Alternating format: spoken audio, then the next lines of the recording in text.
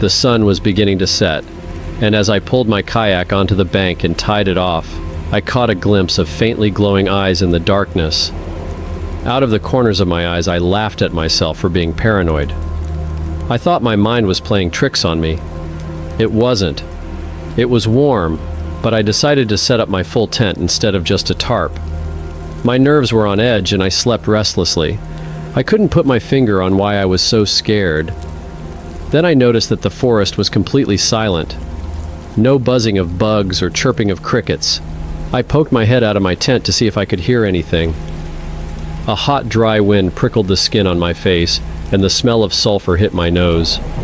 A pair of faintly glowing eyes peered out at me low in the tree line. A predatory creature was stalking me. I watched in horror as the eyes hovered in the darkness several feet above where a normal person's head would be. The creature stepped out of the trees and I saw its horse-like head slide into the light.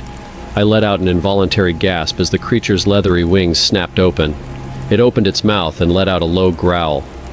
Steam rose from its throat, as if it had a small fire in its belly. I ran for the kayak. It was a short run, but I crashed through the underbrush and cut my unprotected legs. I almost had a heart attack trying to untie the knot that tied the kayak. I pushed the boat into the water and jumped in. I was about halfway across the river when I heard the beating of huge wings. It sounded like flags flapping in the wind. The creature was circling above my boat like a giant vulture. I could make out the faint glow of its eyes and puffs of smoke hanging in the air. It swooped down on me like a hawk. I jumped out of the kayak and hung off the side. It slammed into the kayak, causing it to bounce against my head and splatter my face. Some water must have splashed on the creature.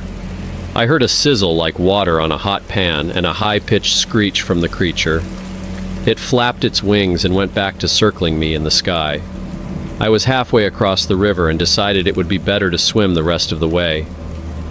There was very little current, so I easily made it to the opposite bank. I knew the creature did not like water, so I used the rope from the kayak to tie myself to some tree roots at the edge of the water. I finally relaxed and kept only my head out of the water. The creature landed in a tree above me.